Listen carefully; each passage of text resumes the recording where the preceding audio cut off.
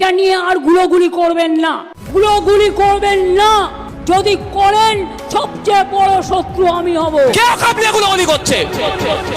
আমার বাপের জায়গা যাচ্ছে, আমার দাদুর জায়গা যাচ্ছে, আমি 100 বার প্রতিবাদ করব। আপনার পছন্দ হলে এই রাজ্যে থাকবেন, না পছন্দ হলে চলে যাবেন উড়িষ্যাতে, চলে যাবেন ঝাড়খণ্ডে, চলে যাবেন বিহারে। বলার সাহস পাচ্ছে কোথা থেকে? আপনাদের মতো লোকেদের জন্য, আপনাদের মতো লোকেদের জন্য মমতা ব্যানার্জি কথা বলার সাহস পাচ্ছে। লজ্জা করছেন আপনাদের? লজ্জা করছেন আপনাদের? ক্ষমতার মসনাতে যাকে বসিয়েছেন, যাকে ভেবেছিলেন আপনি বিপদে পড়লে আপনার পাশে দাঁড়াবে, বিপদে আপনার পাশে থাকা তো দূরের কথা, যখন আপনি বিপদে পড়েছে আপনাকে আরো গঙ্গাসাগরের দিকে ঠেলে দেওয়ার জন্য কি বলছে? দিল্লিতে গিয়ে আন্দোলন করুন। আমি তো অবাক হয়ে যাচ্ছি। মমতা ব্যানার্জির উচিত ছিল সারা রাজ্যের সর্বদলের মিটিং ডাকা, অল পার্টি মিটিং ডেকে বিজেপি ছাড়া রাজ্যের সমস্ত পার্টিকে ডাকা। যেটা মুসলমানদের, পশ্চিম বাংলার 30% মুসলমান আছে, তারা আজকে চিন্তিত হচ্ছে এই সাংবিধানিক বিলের বিরুদ্ধে। রাজ্য সরকার প্রতিবাদ করবে, বাকি কোন কোন দল রাজ্য সরকারের সাথ দেয় সেটাও তো চেক করার দরকার ছিল। তার পরিবর্তে উনি স্টেজ থেকে বললেন কি ওয়াকফ নিয়ে গুলুগুলি করবেন না। কে ওয়াকফ নিয়ে গুলুগুলি করছে? আমার বাপের জায়গা যাচ্ছে, আমার দাদুর জায়গা যাচ্ছে, আমি 100 বার প্রতিবাদ করব। আপনার পছন্দ হলে এই রাজ্যে থাকবেন, না পছন্দ হলে চলে যাবেন উড়িষ্যাতে, চলে যাবেন ঝাড়খণ্ডে, চলে যাবেন বিহারে। বলার সাহস পাচ্ছে কোথা থেকে? আপনাদের মতো লোকেদের জন্য, আপনাদের মতো লোকেদের জন্য মমতা ব্যানার্জি কথা বলার সাহস পাচ্ছে। লজ্জা করছেন আপনাদের? লজ্জা করছেন আপনাদের? মুর্শিদাবাদের মতো জেলাতে দাঁড়িয়ে, যেখানে সংখ্যালঘু সমাজের মানুষ প্রায় 70%, ওখানে দাঁড়িয়ে এই ওয়াকফ নিয়ে যেভাবে খিল্লি করলো, পেলে কোথা থেকে সাহস? আপনারা দিচ্ছেন, জানে দুধেল গাই পকেটে ভরে রেখে দিয়েছি, ভোটের দিনে 500 টাকা দেবো, বিজেপির একটু ভয় দেখাবো, ভোট চলে আসবে। এই হচ্ছে আপনাদের দুরবস্থা। আমি তো ভেবেছিলাম মমতা ব্যানার্জি মহাশয়ের কাছে উনি অল পার্টি মিটিং ডাকবে, সবাইকে ডাকবে, উনি প্ল্যান করবেন, সবাই প্রতিবাদ করবে, কিন্তু উনি লিডার হয়ে থাকবেন। যদি মমতা ব্যানার্জির জায়গায় আমি থাকতাম না, জায়গায় আমি অল পার্টি মিটিং ডেকে দিতাম। এই সবাই বলো কি করব? সবাই বলবে এর প্রতিবাদ হোক, সবাই বলবে সুপ্রিম কোর্টে মামলা হোক। আমি মুখ্যমন্ত্রী থাকলে বোঝানোর জন্য বলছি, আমার মুখ্যমন্ত্রী হওয়ার ইচ্ছা নাই, আমার দলে কেউ থাকলে তাকে দিয়ে আমি মামলা করিয়ে দিতাম। তাহলে হিরো কি হতো? যে মামলা করছে সরকার। তার পরিবর্তে কি বলছে? দিল্লিতে গিয়ে ভোটের সময় যখন আসবে আপনারা দিল্লির রাস্তা দেখাবেন তো? কারা দেখাবেন? একটু হাত তুলে দেখান। এটা মাথায় রাখবেন, এখানে আপনার অস্তিত্ব লড়াই, এখানে Trinamool, BJP, CPM, Congress, ISF নয়, আপনার পূর্বপুরুষে দেখা যাওয়া কবরস্থানের অস্তিত্বের লড়াই। না হলে আপনার পূর্বপুরুষের কবরস্থানের উপরে দেখবেন মদের দোকান হবে, মদের ফ্যাক্টরি হবে, কিচ্ছু করতে পারবেন না। এটা মাথায় রাখবেন। যখন আইনটা পাস হয়েছে, সংখ্যার ভিত্তিতে পাস করালেও আমি তার কয়েকদিনের মধ্যেই আপনাদের উদ্দেশ্যে বলছি, একটা পোস্ট করেছিলাম আমার অ্যাডমিনকে দিয়ে, যে তুমি আমাকে মারলেও আমি এই আইনের পরিবর্তে, তুমি আমাকে জেলে দিলেও আমি এই আইনের পরিবর্তে, তুমি আমাকে খুন করলেও আমি এই আইনের পরিবর্তে। আজকে এখানে দাঁড়িয়ে বলছি, ফকির সাহেবের হুজুরের এই এলাকায় দাঁড়িয়ে বলছি, এই আইনের বিরুদ্ধে আমার জীবনের শেষ দামি লড়াই করব প্রত্যাহারের জন্য। বুঝতে পারছেন, এটা শুধু মুসলিম হিন্দুর ব্যাপার নয়, সংবিধানকে রক্ষার লড়াই। আজকে সংবিধানের আইনকে সম্ভবত সম্পূর্ণরূপে অনুচ্ছেদগুলোকে উল্লঙ্ঘন করছে, আক্রমণ করছে, ভায়োলেট করছে, তাকে বাঁচাবার লড়াই। আচ্ছা একটা কথা বলুন, সহজ ভাষায় বলছি, আচ্ছা এস্টেট, জমি জায়গা সংক্রান্ত এটা কাদের? যৌথ লিস্টে না স্টেটের লিস্টে? আমি আপনাদের বলে রাখি, কিছু কিছু আইন আছে যেটা কেন্দ্র আর সরকার মিলে যৌথ লিস্ট বলে, ডিসাইড করে, আর কিছু আছে সেই পলিসি রাজ্য তৈরি, সেই রাজ্য তৈরি করে। জমি জায়গার পলিসি কে তৈরি করে জানেন? রাজ্য। এখন কেন্দ্র সরকার সব ক্ষমতাটা রাজ্য থেকে কেড়ে নিয়ে কেন্দ্র নিজের হাতে রাখার চেষ্টা করছে। তাহলে এর বিরুদ্ধে তো আগে প্রতিবাদ করা দরকার। যুক্তরাষ্ট্র পরিকাঠামোতে আঘাত দিচ্ছে তো, মমতা ব্যানার্জি সরকারের বলা দরকার তো যে তুমি আমার জমির অধিকারটা আমার। কারণ আপনাকে বলি, আপনাদের এখানে অনেকে শুনেছেন তো, অনেকে এই যে হাইওয়ে গুলো এক্সটেনশন হয়, যখন রাস্তা চওড়া হয় না, যেটা ন্যাশনাল হাইওয়ে, বা বাদ দিন ট্রেন লাইন যখন নতুন ফেলে, কেন্দ্র সরকার কি বলে, কেন্দ্র সরকারের রেলওয়ে মিনিস্ট্রি কি থেকে কি বলে, রাজ্য সরকারের কাছে চিঠি আসে যে আমি ওইখানে এই লাইনটা করতে চাই, এই মথুরাপুর থেকে শিয়ালদা বা যে কোনো লাইন আমি করতে চাই, এই লাইন করা আমি এই দিক দিয়ে লাইনটা নিয়ে যেতে চাই, এই জমিগুলো আমাকে তুলে দাও, বলে না? ক্ষতিপূরণ রেল দিয়ে দেয়। তোলার দায়িত্ব কার থাকে? রাজ্যের থাকে। কেন? রাজ্যের হাতে জমির ক্ষমতাটা আছে। তাহলে ওয়াকাফের সম্পত্তিটা ম্যাক্সিমাম জমিতে, তো তাহলে ক্ষমতাটা কেড়ে নিতে চাইছে। তাহলে এইটাকে সামনে রেখে সুপ্রিম কোর্টে মামলা করতে পারে। তা না করে কি করছে? বিধানসভাতে বিল পাস করাতে পারে। তা না করে কি করছে? বলছে কোথায়? সব দিল্লি গিয়ে। তা আপনাদের মধ্যে যদি মাথায় যদি থাকে তাহলে দিল্লির রাস্তাও কিন্তু আপনাদেরকে দেখাতে হবে। দিল্লির রাস্তা আপনাদের দেখাতে হবে। এই ভয় যদি পেয়ে যান অমুক চলে আসবে তমুক চলে আসবে, ভাই এ না এসো কি আছে, না এসো কি আছে, আমাকে উত্তর দেন তো বলেন। শুভেন্দু অধিকারী এই ক্যানিং এ কদিন আগে ট্রেনের মধ্যে জয় শ্রীরাম না বলে মার মেরেছে কদিন আগে। এটা তো উত্তরপ্রদেশ নয় তো, এটা বিজেপি পরিচালিত রাজ্য নয় তো, মার খেতে হচ্ছে। তাদের বিরুদ্ধে অ্যাকশন নিয়েছে। এই হাওড়া জেলাতে বলেছে অ্যাকশন তো নিয়ে দূরের কথা, আমরা আমাদের পক্ষ থেকে এফআইআর করেছি বলে আমাদের লোককে অ্যারেস্ট করেছে। অ্যারেস্ট করা ছিল ওদের লোকগুলোকে যারা ওই অন্যায় করেছে, যে আইনের পথে গেল তাকে উল্টে অ্যারেস্ট করেছে। মানে বুঝতে পারছেন? আমি আপনাদের বলি এটা হওয়ার কারণ হচ্ছে কোনোদিনই কেন্দ্রের বিজেপিকে এরা চটাবে না, কারণ গলা পর্যন্ত দুর্নীতি করে ফেলেছে এরা। এরা কত অব্দি দুর্নীতি করেছে? গলা পর্যন্ত দুর্নীতি করে ফেলেছে।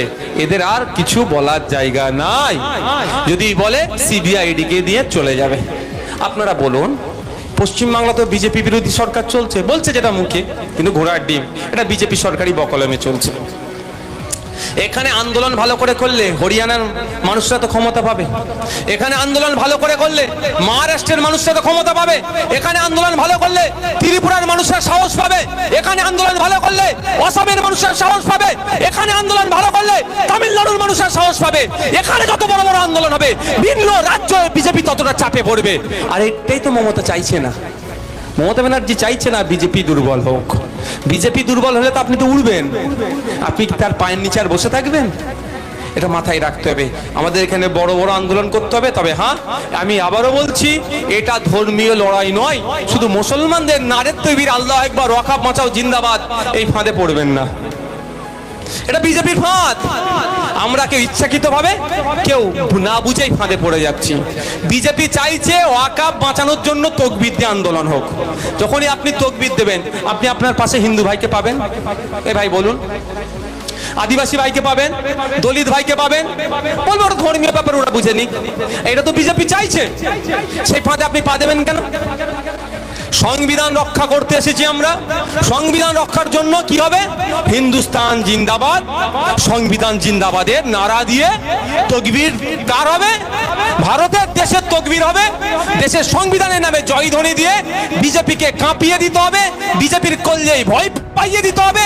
কল্যাণে ভয় ঢুকিয়ে কৃষকরা যেমন লাগাতার আন্দোলন শান্তিপূর্ণ করেছে, আপনাকে আমাকে শান্তিপূর্ণ আন্দোলন করে বিজেপিকে প্রত্যাহার, আইনকে প্রত্যাহার করতে বাধ্য করতে হবে। পারবেন তো ভাই? সাথ দেবেন? আপনাদের জানিয়ে রাখি, আপনাদের মমতাময়ী সরকারের কাছে আমাদের কেউ একজন একটা ডিমান্ড, কিছুই ডিমান্ড নয়, ক্যালকাটা পুলিশকে চিঠি করেছিল কলকাতা ধর্মতলার আশপাশে একটা অবস্থান বিক্ষোভ করব শান্তিপূর্ণ ওয়াকাফের বিরুদ্ধে। কলকাতা পুলিশ কিন্তু দেয়নি। বুঝতে পারছেন? আপনি ওয়াকাফের বিরুদ্ধে আন্দোলন করবেন তো অবস্থান বিক্ষোভ করবেন, তাও কলকাতা পুলিশ দেয়নি। মানে বুঝতে পারছেন মমতা ব্যানার্জি আপনার কতটা চাইছে। আপনাকে বলছে আমি আছি, সব চিন্তা নেই, ভালো কথা। একটা গভর্নমেন্ট অর্ডার, কোনো জিও বলে গভর্নমেন্ট অর্ডার বা নোটিফিকেশন কিছু দিয়েছে? হ্যাঁ দিয়েছে ভাই। তাহলে কি প্রমাণ আছে? আর বিধানসভা থেকে যদি আবার বিল পাস করিয়ে নেয়, ওই রেকর্ডটা পরে যেই সরকারি আসুক না কেন অনেক কাজে লাগবে, অনেক কাজে লাগবে। তা আপনাদের বলবো, কেন এরা ওয়াকাফ নিয়ে সিরিয়াস নাই বলুন তো? কারণ আছে, এরাই তো ওয়াকাফ সম্পত্তি খেয়ে বসে আছে। বুঝতে পারছেন? এদের খেয়ে বসে আছে। বিধানসভায় মন্ত্রী, আমি বিধানসভার মধ্যে বলেছি, শুধু এখানে বলছি না, এই যে রেকর্ড হচ্ছে, এই রেকর্ড একটা মমতা ব্যানার্জিদের কাছে যাবে, একটা মোদির কাছে যাবে। কার মোবাইল থেকে যাবে বলতে পারবো না, যাবে আমি জানি। তাই ভুল বললে আমাকে ছেড়ে দেবে এরা মনে করছেন? সামান্য একটা পুলিশকে দালাল বলেছিলাম বলে আমার নামে মিথ্যা মামলা দিল। আর শুভেন্দু অধিকারী পুলিশকে গালাগালি দিয়ে দিচ্ছে। শুভেন্দু অধিকারীতে যে টিম যাচ্ছিল সেখান থেকে পুলিশকে খালিস্তানি বলে স্লোগান দিয়ে দিচ্ছে। ভয়ঙ্কর ব্যাপার। আমাদের শিখ পাঞ্জাবি পুলিশের নামে খালিস্তানি বলে দেখে দিচ্ছে, তার বিরুদ্ধে অ্যাকশন নাই। একটা দালাল পুলিশকে আমি দালাল বলেছি বলে আমাকে নোটিশ পাঠিয়েছে, আমার নামে মামলা করে দিয়েছে। তাহলে আমাকে ছেড়ে দেবে? এরা কবরস্থানের উপরে ছাড়েনি। কবরস্থানের জায়গাতে, টিপু সুলতানদের কবরস্থানের জায়গাতে এরা প্রমোটিং করেছে। কলকাতায় দামি দামি জায়গা তৃণমূলের কাউন্সিলর থেকে শুরু করে এমএলএ মন্ত্রী এমপিরা দখল করে রেখে দিয়েছে। সে কি ছাড়বো নাকি? আইনটা প্রত্যাহার করাই না, তারপরে আইনের মাধ্যমে গলায় হাগুল ঢুকিয়ে ওই জায়গাগুলো বার করব।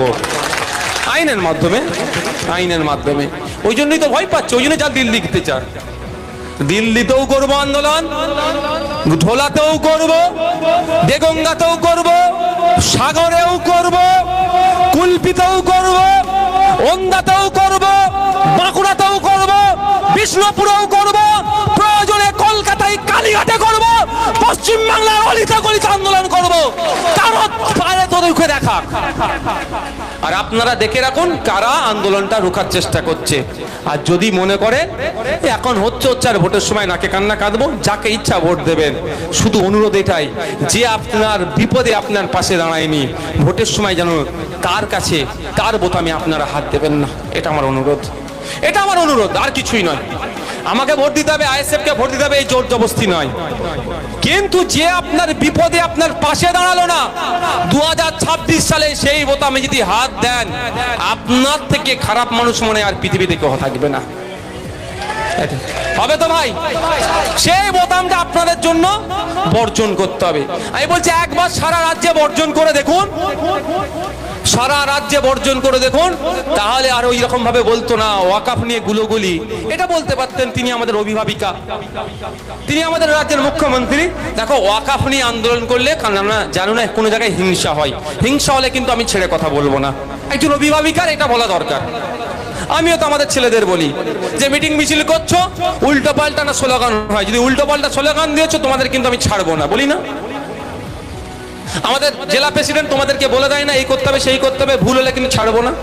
জেলার অভিভাবক হিসাবে তোমাদের নির্দেশনা দেয়। আর আমাদের রাজ্যের তিনি অভিভাবিকা, তিনি তো বলতে পারতেন, এটাও তো বলতে পারতেন যে আমি নেতৃত্ব দেবো, সারা রাজ্যের মানুষ চলো ওয়াকাফের বিরুদ্ধে আন্দোলন করব। তবে এটা হবে দাঁড়া। ক্যাকা ছিচির সময় মনে আছে তো, সবাইকে মামলা টামলা দিয়ে ঘরে ঢুকিয়ে দিল, উনি একটু হেঁটে নিয়ে ক্যাকা ছিচি করেছিল। লোক দেখানো একটা করবে, যে কথা কালকে বলে ফেলেছে। আমার কাছে প্রচুর ফোন এসেছে যারা তৃণমূলের হেভিওয়েট নেতা, ইভেন এমএলএ পর্যন্ত। কালকে ফোন এসেছে আমার কাছে, বিশ্বাস করুন, নামগুলো বলতে পারবো না, কারণ বিশ্বাস আমি নষ্ট করতে পারবো না। ফেস টাইমে, হোয়াটসঅ্যাপ কলে ফোন এসেছে, নওশাদ ভাই আমরা জানতাম একটা লটর পটর আছে, মানে বিজেপির সাথে মিলেমিশে চলে, তবে এত নোংরা ভাবে বিজেপির সাথে তৃণমূল মিশে আমরা তৃণমূল করে জানতে পারলাম না। বুঝতে পারছেন? ঘুম ভাঙছে তৃণমূলের নেতা, তারা ঘুম ভাঙছে। তো কালকে যে কথা বলেছে সত্যি আমি ব্যথিত। বিশ্বাস করুন, আমি রাজনৈতিকভাবে মমতা ব্যানার্জির চরম বিরোধী, আপনারা জানেন। কিন্তু মমতা ব্যানার্জির যে মুসলিম সম্প্রদায় সম্পর্কে কি ধারণা, আমি একবার এত খারাপ ধারণা আমি কিন্তু কোনোদিন ভাবিনি। তাই এবার মুসলিম সম্প্রদায়ের মানুষরা জবাব দেবে, আগামী দিনে জবাব দেওয়ার যখন সময় আসবে দেবেন। আপনি যাকে ভিভিআইপি বানিয়েছেন, যার মুখের দিকে তাকিয়ে আছেন উনি আমার জন্য কিছু করবে, সেই আপনাকে ডুবাচ্ছে। তাহলে ওর পরিবর্তে রিপ্লেস করতে হবে, অন্য কাউকে বসান, সে কি করে দেখেন, নাহলে আবার পাঠিয়ে দেবেন। 34 বছর বসে রেখেছিলেন, তার আগে 25 বছর রেখেছিলেন, এবার অন্য কাউকে একজনকে সুযোগ দেন, সে আপনার কি করছে দেখুন, তে করে দেবেন। আর সত্যি বলছি, পশ্চিমবাংলার মুসলিম সম্প্রদায়রা চাইলেই মুখ্যমন্ত্রী থেকে সরিয়ে দিতে পারে যে কাউকে। বুঝতে পারছেন? এত পাওয়ার মুসলিম সম্প্রদায়ের আছে পশ্চিমবাংলার মুসলিম সম্প্রদায়ের এত পাওয়ার আছে, তারা চাইলেই মুখ্যমন্ত্রীর গদি থেকে যে কাউকে সরিয়ে দিতে পারে। এবার একবার চেষ্টা করে দেখুন। নিশ্চিতভাবে আমরা বিজেপির কোনোদিন সাপোর্ট করি না আর করবো না। আমি আপনাদের বলছি, তৃণমূলকে হারালে বিজেপি বাংলা থেকে গায়েব হয়ে যাবে। বিজেপি বলে কিছু আছে? এই রাতারাতি বিজেপির পতাকাগুলো কারা বানছে খোঁজ নিয়ে দেখুন তো, কারা? যারা জোড়া ফুলে ঘুরে তারাই বড় ফুলের পতাকা লাগিয়ে আপনাকে ভয় দেখানোর জন্য বাঁধছে। ঠিক আছে, সব ভালো থাকবেন, সুস্থ থাকবেন। এই ওয়াকফ নিয়ে আন্দোলন চালিয়ে যেতে হবে। প্রয়োজনে আমাদেরকে দিল্লি যেতে হবে। যাবেন তো ভাই? প্রয়োজনে দিল্লি যাব আন্দোলন করতে। তবে আগে রাজ্যের বিভিন্ন অলিতে গলিতে আন্দোলনটা চলুক। সকলে ভালো থাকবেন, সুস্থ থাকবেন। একটা শুধু কাগজ দেখাচ্ছে, এই দেখুন, পশ্চিম বাংলা, এটা 2019 সালের এটা পেপারের একটা কাটিং। ওয়াকফ সম্পত্তির উপরে মদের ফ্যাক্টরি, মদের দোকান, বুঝতে পারছেন, কলকাতার মতো জায়গাতে। কার আমলে এটা? যিনি এখন আন্দোলন করার জন্য দিল্লি যাওয়ার নিদান দিচ্ছেন তার আমলে। বুঝতে পেরেছেন তো কেন আপনাকে দিল্লি যাওয়ার কথা বলছে?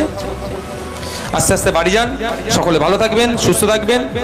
প্রশাসন বন্ধুদের উদ্দেশ্যে বলবো, নিরপেক্ষতা বজায় রেখে, মাস্টার একটা গাড়িতে দিয়ে দেবে, একটা কাগজ না পড়ে যায়, নিরপেক্ষতা বজায় রেখে কাজ করুন। প্রয়োজনে আপনাদের যত রকম সহযোগিতা আমরা করতে প্রস্তুত আছি। আমি আশা করব 11 তারিখে নির্বাচন, আমার যে ভাইরা এবং যে মা কন্টেস্ট করছে তারা জনগণের উদ্দেশ্যে বলবো, অভিভাবকদের আপনাদের মূল্যবান ভোট দিয়ে 2 নম্বরে, 5 নম্বরে, 6 নম্বরে, 8 নম্বরে, 9 নম্বরে এবং 12 নম্বরে